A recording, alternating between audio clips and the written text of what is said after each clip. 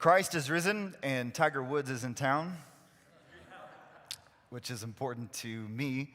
Sorry, I'm not like that sports guy that's always going to bring you like the sports analogies and like, isn't the Christian life like this? You're welcome. And even when I say like, I'm not a sports guy, I like sports, I enjoy them. I've never had the kind of brain that like remembers players' names and stats and don't you remember when? And I go, yeah, but I don't. That's just not me. With the exception of one, Tiger Woods. I grew up playing golf. I love golf. Golf to me is almost like a sentimental thing. My dad taught me how to play. And being taught by your dad to play golf and then growing up playing golf and watching Tiger Woods play golf meant that Tiger wasn't just some guy who played golf and was really good. Like, Tiger is golf. And so, I mean, I'm going to have to go talk to a therapist to unravel some of this at some point. Because I got to go on Friday to watch Tiger Woods play at the PGA Championship that's here in Tulsa at Southern Hills this weekend, just so we're all up to speed. And it was super last minute. A friend of mine had put a message out there like, hey, does anybody have any tickets? And I messaged him quick. I was like, hey, if you find anything, let me know. Like, we'll go in like halvesies on something, whatever we need to do. And his wife just happened to remember at about 11 o'clock at night on Thursday evening that she has a friend who is like the head's groundskeeper at Southern Hills. So she sends him a text message, and he sends me something back at 11:30. He's like, here's your ticket, let's go. So get in for free on Friday, walked onto the course, and I've never been to Southern Hills. You don't walk in through the front gate. You walk in through some kind of strange gate that's behind hole like number 8 or something. So you walk on, and you have no idea where you are, where anything is. Who are these guys out here playing?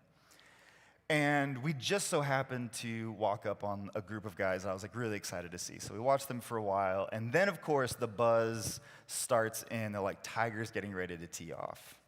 So everybody is crowding at hole number 1 where he's getting ready to start. And if you're not familiar with golf, you have a tee where you start. You generally have a fairway where you hit. Then you have a green where you're trying to end up and put it in the hole. Fundamentals of golf. So, huge crowd of people in the gallery up by number 1 tee. Another huge mass of people in the fairway around where most guys are hitting their tee shots. And then the green is just covered in people. We end up in no man's land, right? Like, there's too many people to try to make this happen for us. So we're standing in the fairway, but it's way short of where most people are going to hit their drives. And I say to my friends, hey, we're not going to be close to where Tiger hits his shot, but at least we'll get to see him walk by. And as I say that, Tiger tees off and puts his drive into the tree that we're standing under. And his ball lands right in front of us. Amazing moment, right? Worth applauding in my mind. And so here was some interesting dynamic of what happened. Because we're in no man's land, right? Like, nothing is supposed to be happening here. And there's this kind of like air of generosity among the people that are watching. Like, some people are stepping up to the rope, some people are just kind of hanging back. Like, nobody is really occupied with occupying any certain part of land, right? We're all just kind of here enjoying each other. Some people are drinking their $18 beers, whatever. As soon as Tiger's ball hits the tree and drops down, suddenly, nobody move. Nobody move. Even when the guy comes over to you, who's wearing like the blue shirt and the lanyard, and he's like, everybody back up, everybody back up. This is how people took 5 big steps backward. Because nobody wants to move, right? Suddenly, and this was the dynamic that I witnessed, all of us who are just kind of outsiders, just gazing in, peering in on this game that's happening, hoping to catch a glimpse of something really cool. Suddenly, us outsiders, we were like kind of the insiders. Like, we were the people that Tiger was going to walk over to, and that Tiger was going to have to tell, like, hey, can you step back? Can you guys move over here? And there were some of us, because of where he hit the ball, that got to step over the line where you're not supposed to go into the territory that's now total insider territory, and you got to stand and watch. And trust me, no one who was an insider was interested in making room for anyone else on the outside.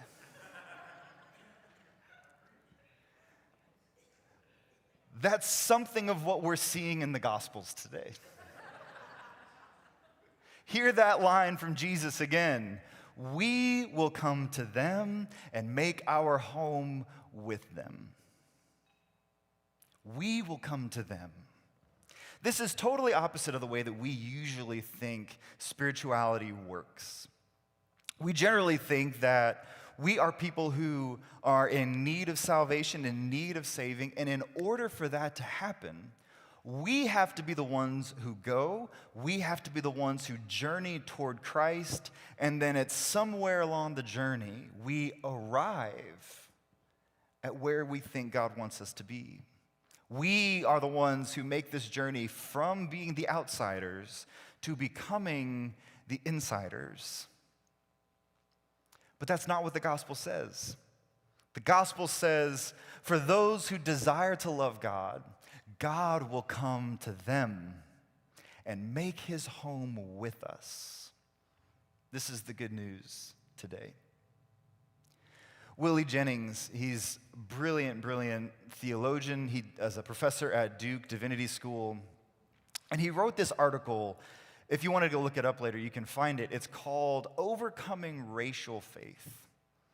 And he's talking about the way that the Western church in particular has done a really terrible job at remembering that we are Gentiles. He says, we have forgotten that we were the people who were outside. We were the people who were on the margins. We were not part of, in Israel's history, the people of God who were at the center of God's activity and life. That wasn't us. We were the people at the margins. We were the people on the outside that Jesus goes to and brings us in. And part of what we need to recover, he says, is the joy and the grace at being people who were once on the outside and were brought in. But he says this is generally the movement of the Western church, is that even though we were outsiders, and even though we have been brought in, what we have done as outsiders who have brought into the inside is rather than moving back to the outsides, rather than moving back out to the margins and bringing more people in, what we have done is we've decided we are going to be the gatekeepers of the inside. That we've gone from being people who are graciously, generously, mercifully being brought in to the life of God. Now we see ourselves as people who are at the center. A couple quotes from Willie Jennings. He says part of what we need is we need to reclaim the space of what he calls the thinking margin. The thinking margin, those spaces on the outside of the centers of life and the centers of power, the centers of structures. And he says that this is thinking from the site where you can see the operations of power, the operations of oppression, and spy out the possibilities for freedom. He says this is the hope of the church in the 21st century, is that we can get far enough away from centers of power and centers of control and centers of oppression to actually see them for what they are. And that when we can see them for what they are, then we can start to find these paths toward freedom for people. And he says that without thinking from here, from that space, from that thinking margin, without thinking from there, we only operate under calls to conformity. That the only kind of dynamic we understand within the world is that if people want to be brought in, they have to look like us. Because again, we are the gatekeepers. And so we operate with these calls to conformity rather than invitations to liberation. That we are people who have been freed by the gospel. And now, as the people who are free, we set all of these gates and limitations on anybody else who wants to come in. One of the interesting things that we experienced in Israel, and when you talk to Jewish people in Israel, there's this idea of Zionism, and we're familiar with this idea. We're generally familiar with this idea as a kind of evil because we can only think in terms of like Christian Zionism, and even that in and of itself is kind of confusing, especially to Jewish people. That's like an oxymoron. Doesn't make sense. Christian Zionism.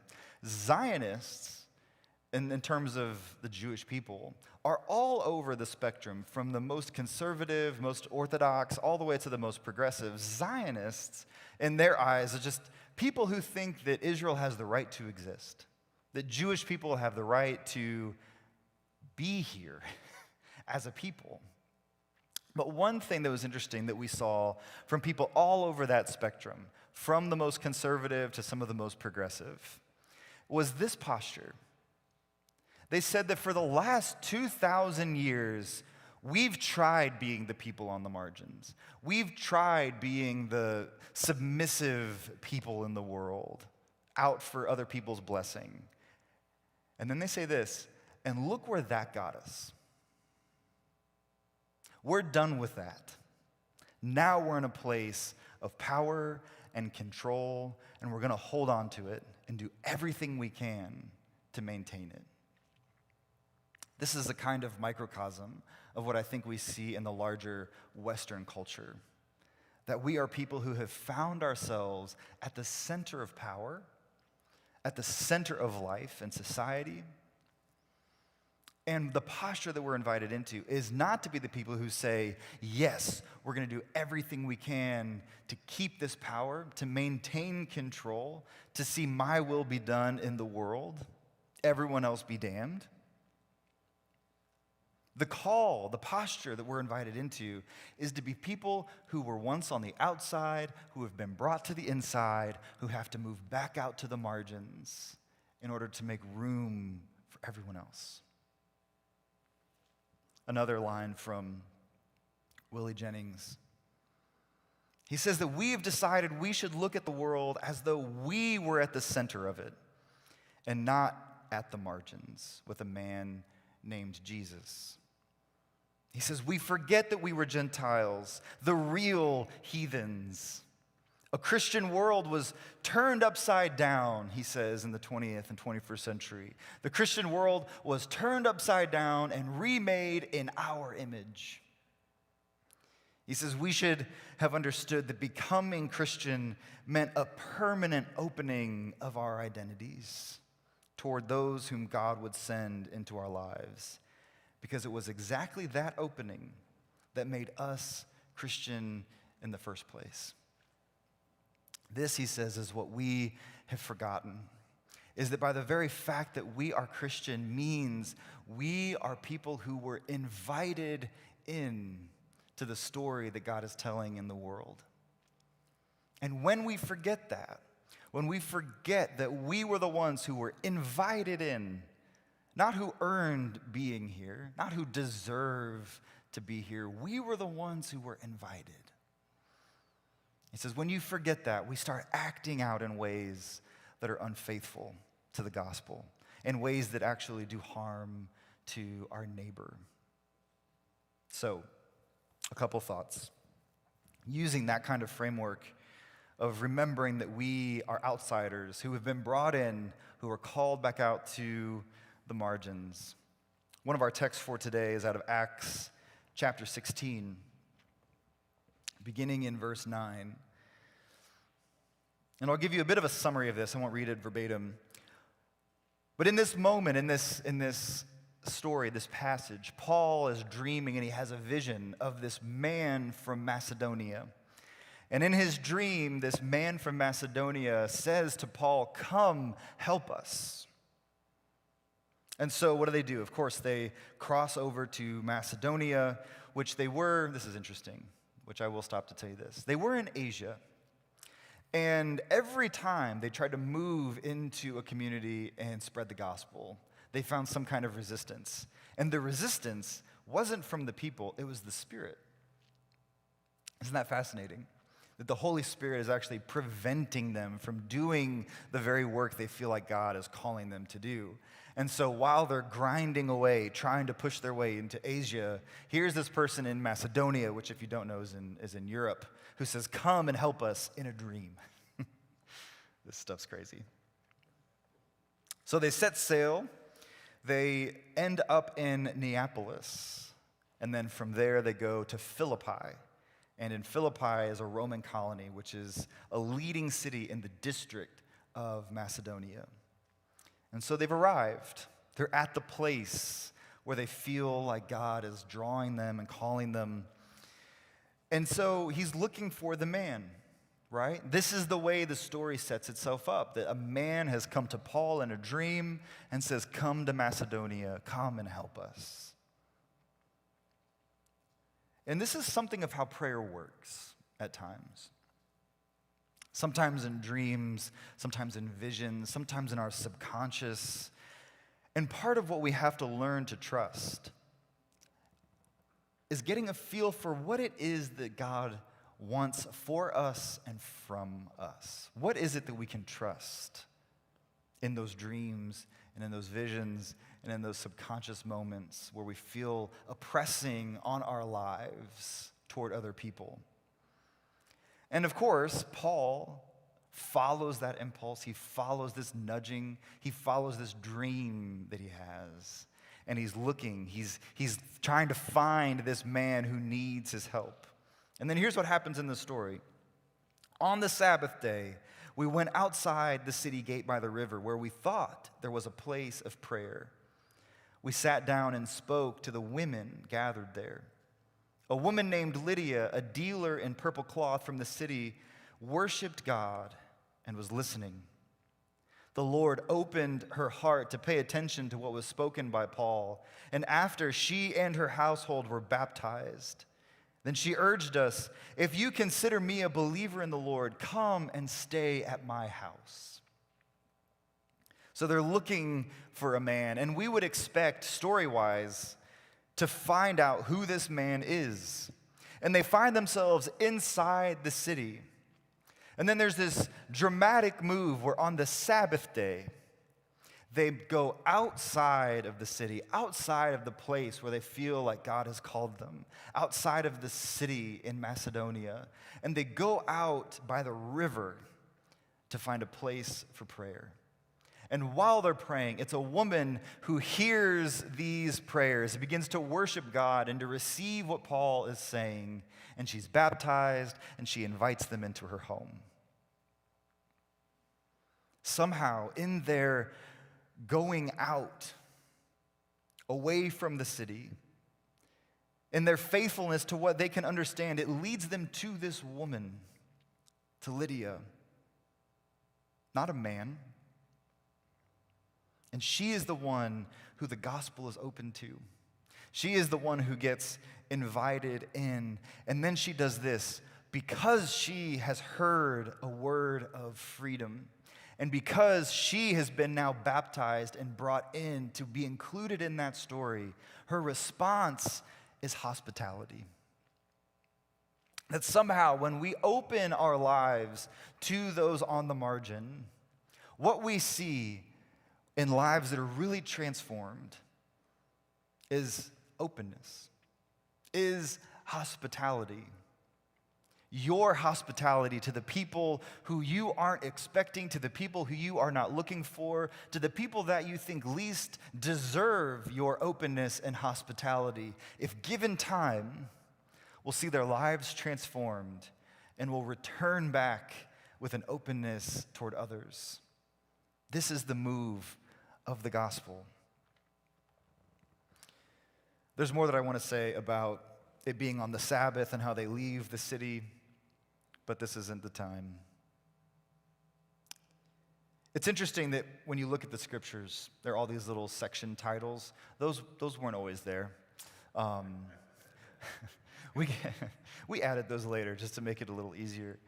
But this whole section that we're reading, this whole story about Paul being in Asia and kind of getting frustrated and then having this dream of this man and then rushing off across the sea to Macedonia and then coming across this woman named Lydia who invites them into their home.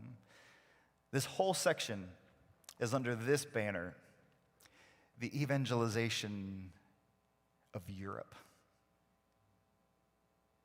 It's Lydia's openness and her hospitality, this person that they were not expecting to find, that somehow becomes the gateway for all of Paul's mission and all of Paul's work and the gospel of the Lord to be spread into all of Europe. We don't know the people that we're hospitable to, that we're open to, what kind of things they might open up onto the world, what kind of gifts they make possible for the world that otherwise, if we withhold our hospitality, if we withhold our openness, we might rob the world of that gift. Our final text for today comes out of Revelation, which is always a little spooky. Hang with me. This is Revelation 21, so this is the very end of the book. And of course, when we read this, we tend to think, well, as people in the 21st century think, the end of the book is the climactic ending, right? Like that's why it's there. It's to give us a kind of resolution to all of this. So we may have some kind of dramatic peak, but Revelation's going to really like tidy this whole thing up and make it really clear what to expect. That's not why Revelation is where it is in the scriptures. The organizers of the canon and some of our confirmation folks have gotten this spiel in the last week. The reason Revelation is where it is not because it's like this dramatic, swooping, climactic ending. They tuck Revelation in the back, hoping like, maybe they won't realize it's there. Maybe they'll miss this one. Lots of controversy about Revelation. I love Revelation. We're going to talk more and more about Revelation in the days ahead. But here is this vision. This is of the new Jerusalem. And the text for today says this: that God shows me the holy city, Jerusalem, coming down out of heaven. Notice the direction. The holy city of Jerusalem is coming down out of heaven from God. And then it goes on and jumps over to say that I did not see a sanctuary, I did not see a temple in the city, because the Lord God, the Almighty, and the Lamb were its sanctuary. There's no need for the temple in God's new world, because the temple is everywhere where God is, and God is with us everywhere. The city does not need the sun or the moon to shine on it, because God's glory illuminates it, and its lamp is the Lamb. The nations will walk in its light, and the kings of the earth will bring their glory into it. Each day its gates will never close, because it will never be night there. They will bring the glory and honor of the nations into it. Nothing profane will enter it. No one who does what is vile or false, but only those written in the book of life. Notice a couple of things. One, in this city, again, there is no temple, which is shocking for Jewish readers of this text, right? That there is no temple, but the temple is everything. But this is showing us the way that God is the temple and that God is filling all things. Then notice that there is a gate. There are walls. There's boundaries to this city. But what does the text say? That the gates will never be shut by day. And then this is a typical move in the book of Revelation to always escalate. The gates will never be shut by day, and it will never be night, which is a way of saying the gates to this city are always open. And then it says that there's a river that runs from the throne in the center of this city. And on either side of this river are trees that are growing. And why are they growing? Because it says that the leaves and its fruit are for the healing of the nations. And it says that the kings of the earth will enter into this city to bring their glory. Now, you could go back and do this today if you wanted to spend your afternoon reading all the way through Revelation. I'd encourage you to do so. It'd be a great way to spend your Sunday afternoon. But up until this point, you'll just have to take my word for it, because none of you are going to do this. Up until this point, every time the kings of the earth are mentioned, and every time the nations are mentioned, they're either being destroyed or obliterated. But here, when the new city is established, the reason it exists, the reason the river runs out of this city, is for the healing of the nations and to bring the kings of the earth in with their glory. N.T. Wright says that this is not the totality of God's kingdom. This is not the kind of climactic ending that we think of, that like this is the scene and we're going to live in this scene forever. He says it's something else altogether. He says this is part of the future, but we should see this as a future that we're working ourselves into. This is what he says about it. He says this city is not the totality of God's eventual new world. It is the focal point of a world which will finally see God's light and discover God's healing. And then he says that these kinds of images, that they're vital in order to beckon us along the way. But he says they do more for us. He says they actually work backwards, as it were, that it's working toward us, shedding light on what he calls our present darkness. Essentially, what he's saying is, if this is the world that we're going to find ourselves in, we might as well get used to it now. If we're going to live in a world where there are gates and there are walls to the city, there are boundaries, but the gates are always open, we might as well live like it now. So that when we do end up in this eventual new world that God is creating for God's self, we can be happy inhabitants of this space. We can be people who can rejoice inside the walls of this kingdom as the goodness of the kingdom is actually flowing away from us. Think about that. The inhabitants of the city are people who always know that the trees and the fruit that grows here is not for my health and my well-being. It's for the health and the well-being of the people who are outside the city. That the rivers that nourish us and run through this place, yes, we can draw water from them, but they're always rushing past us to people that are outside of the walls. That kind of posture has to be learned. It doesn't come naturally to us because we're people who want to gatekeep. We're people who want to see ourselves as the outsiders and make sure everybody who's outside knows they're the outsiders. So what does this look like? I don't think this is just about kindness. I don't think this is just about Southern hospitality, being kind to people.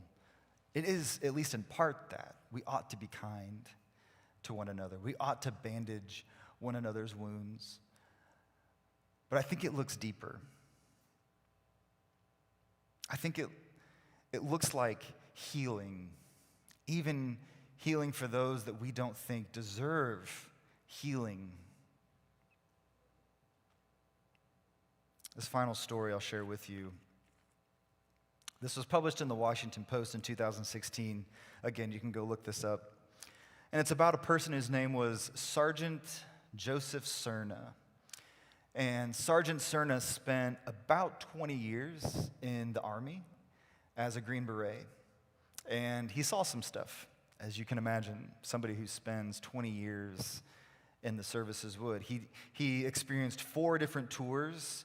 In Afghanistan, he had 3 near-death experiences. One was a suicide bomber, one was a roadside bomb, and then the final one was an accident where his truck veers off of the road, and they end up in a creek. The truck is submerging itself into the waters. And he's with his team of people, and another one of the soldiers that was with him sees a pocket of air and realizes there's only room for one person. And so he undoes Sergeant Cerna's belt, he takes off his body armor, and he pushes him up into the pocket of air. And Cerna's the only one who survives this accident. So he comes back to the States. He's wrestling through all of this PTSD and these things that he's experienced. And like most people who experience these kinds of things, is just having a hard time assimilating back into life, right? So he's drinking, he ends up with a DUI, and he gets placed in a veterans, what's the name of it? It's essentially a veterans treatment court program where you make yourself accountable to a judge. And over 25 times, he comes and presents himself before this judge. His name is Judge Oliveira, to check in on his progress, to make sure he's staying sober, to see how he's doing. And at one of these appearances before Judge Oliveira, Sergeant Cerna says to him, "I lied to you about my last drug test." He says, "I wasn't sober. I lied to you." So Sergeant Cerna, in this moment of honesty, he gets this sentence from Judge Oliveira. Judge Oliveira sentences him to 1 day in prison. So he goes and he does what he needs to do to get ready to be taken off to prison. And the person who shows up to drive him to the prison is Judge Oliveira. He says, "Get in the car. We're going to go turn ourselves in." So he drives him to the prison. They get Sergeant Cerna checked in, and they whisk him off to his cell. He sits down on the one-man cot, and the doors close and lock behind him. But he's not there for maybe 60 seconds before he hears the door start to rattle, and it opens again, and there is Judge Oliveira. And he steps into the cell with Sergeant Cerna. The door closes and locks behind him, and he sits down on the cot with him. And he stays there for the whole day. And he says there was something about seeing Sergeant Cerna and knowing that he's wrestling with all these demons. He said, "I had to be the person who judged him, but I couldn't judge him and not suffer with him." He said, "So I stayed with him, and we talked, and we talked, and we talked until the doors opened and we could go free." This is the good news for us, that God is the God who judges us. But that same God who judges us is the one who suffers with us in our judgment. That he goes with us, even behind locked doors and places of isolation, until those doors can be opened. And that's the kind of move that we're called to participate in the world. That we become people who journey with other people, even when it leads us behind locked doors, and we stay with them, remaining open to them as a person, as a human being, created in God's image, and we remain hospitable until those doors can be opened, and we can walk into freedom together. This is the gospel of the Lord. Thanks be to God.